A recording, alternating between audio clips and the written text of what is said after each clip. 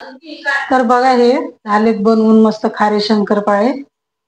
सगळे लेअरवाले झालेत आणि खुसखुशीत पण मस्त होतात. बघा तुम्हाला याचा आवाज पण दाखवते मी. बघा एकदम असे मऊ झालेत. मऊ नाही कुरकुरीत झालेत. तर ही रेसिपी तुम्हाला कशी वाटली नक्की कमेंट करून सांगा. आणि या दिवाळीत हे बनवून पण बघा. आणि जर माझी रेसिपी तुम्हाला आवडली असेल तर लाईक, शेअर, सबस्क्राईब नक्की करा. धन्यवाद.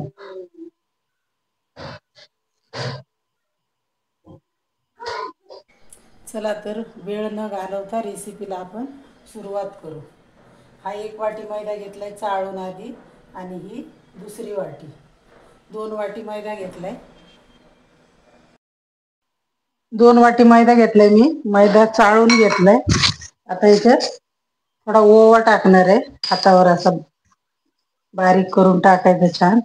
आणि याच्यात सगळ्या त्या खाऱ्या शंकरपाळ्यात एक चव येण्यासाठी आणि चांगली लागण्यासाठी आपण याच्यात कसुरी मेथी टाकणार आहे. ती हातावर बारीक करायची आणि ती मेथी टाकायची कसुरी मेथी. त्या कसुरी मेथीने इतकी टेस्ट छान येते. खूप चांगलं लागतं खायला. आता आपण मीठ टाकू याच्यात थोडं चवीप्रमाणे टाकायचं मीठ. आणि जिरं टाकणार आहे आता.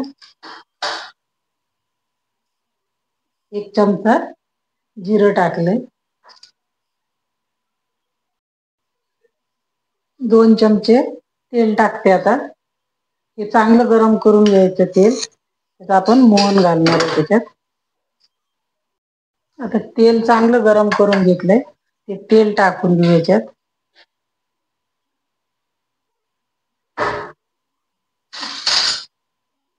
तेल गरम असतं म्हणून डायरेक्ट हाताने नाही मिक्स करायचं. आधी चमचा घ्यायचा आणि चमच्याने चांगलं सगळं मिक्स करून घ्यायचं. नाहीतर हाताला चटका लागू शकतो.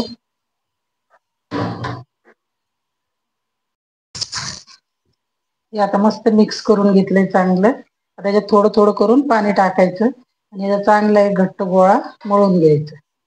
पाणी एकदम नाही टाकायचं जास्त, नाही तर मग जास्त होऊ शकतं म्हणून थोडं थोडं घालायचं.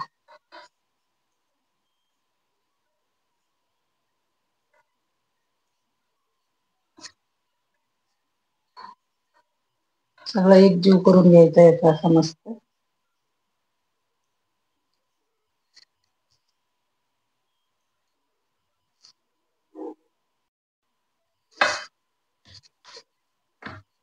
बघा छान असं मळून घेतलंय. जास्त पातळ नाही करायचं हे पीठ, असं थोडं घट्टच ठेवायचं. आता याला 5 मिनिटं झाकून ठेवते. तर बघा हे 5 मिनिटं झालेत. पीठ पण छान मुरलंय. आता ह्याची आपण चपाती लाटून घेऊ. 400 ग्रॅम पीठ आहे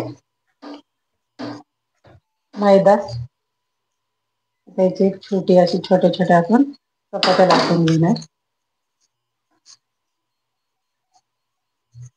कडक पीठ असलं की लाटता पण छान येते. पातळ झाले की मग लाटता नाही येत.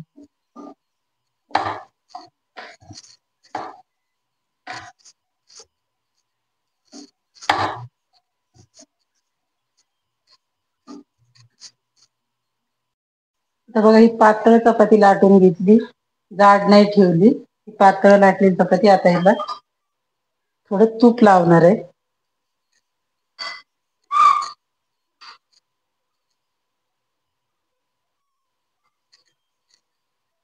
आणि वरून मैदा टाकायचा.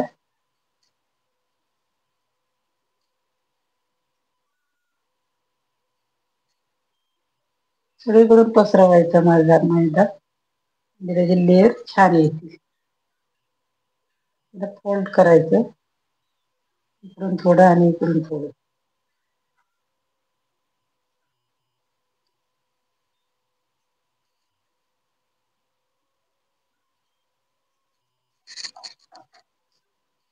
आपण याला एकदा परत लाटून घेणार आहे.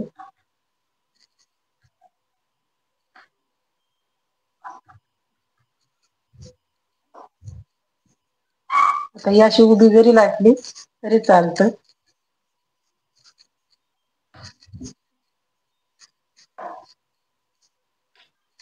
परत याच्यावर तूप लावायचं आणि अजून मैदा टाकायचा.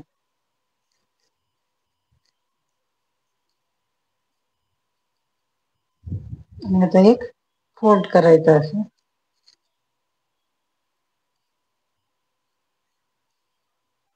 म्हणजे भरपूर लेयर येतात.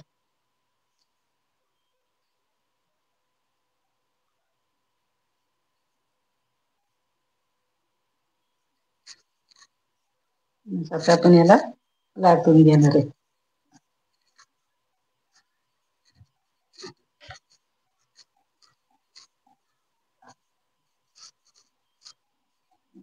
मस्त लाटून घ्यायचे आता. या साईजचं हे कापून लाटून घेतलंय. आता याला छोटे छोटे तुकडे करून घ्यायचे असे. जास्त मोठे नाही ठेवायचे. ह्या साईजचे केलेले आहेत. पातळ नाही जास्त केले.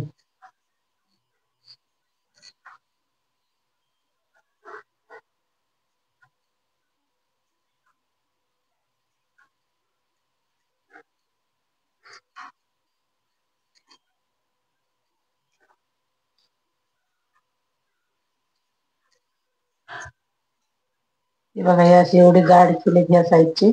आता अशीच दुसरी पण लाटून घेते. हे काढून ठेवते. तर बघा तेल तापायला ठेवलंय. तर तेल जास्त गरम नाही पाहिजे आपल्याला. नाहीतर हे वरून लगेच लालसर होतील आणि आतमध्ये कच्चेच राहतील. आपल्याला गॅस बारीकच ठेवायचा आहे. आणि जास्त पण नाही सोडायचे. जेवढे बसतील तेवढेच सोडायचे. बारीक ह्याच्यावर मस्त त्याला लेअर सुटले जातात. बघा असे थोडे थोडे थोडे थोडे टाकायचे.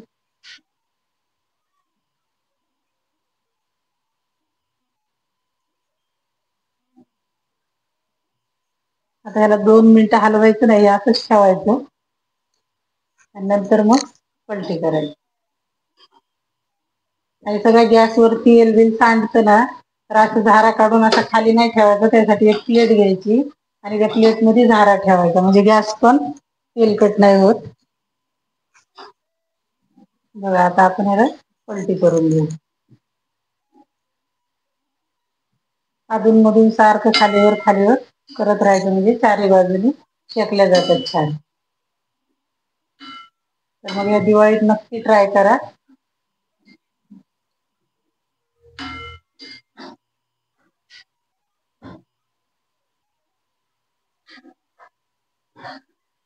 तर बघा मस्त कलर आला याला आता.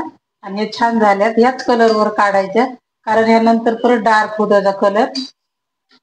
म्हणून आता याला काढून घेते. बघा किती लेअर सुटले त्याला.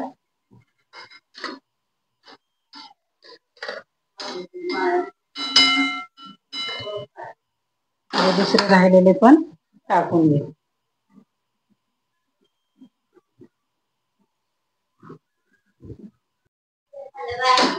झाले बघा हे सुद्धा. छान कलर आला याला पण. आता हे काढून घेते.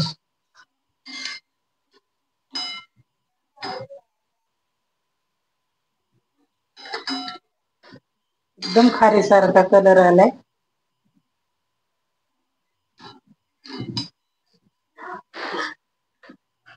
दिवाळीत गोड खाऊन खाऊन माणूस कंटाळते. त्यावेळेस हे असं चहा सोबत खायला भारी वाटत.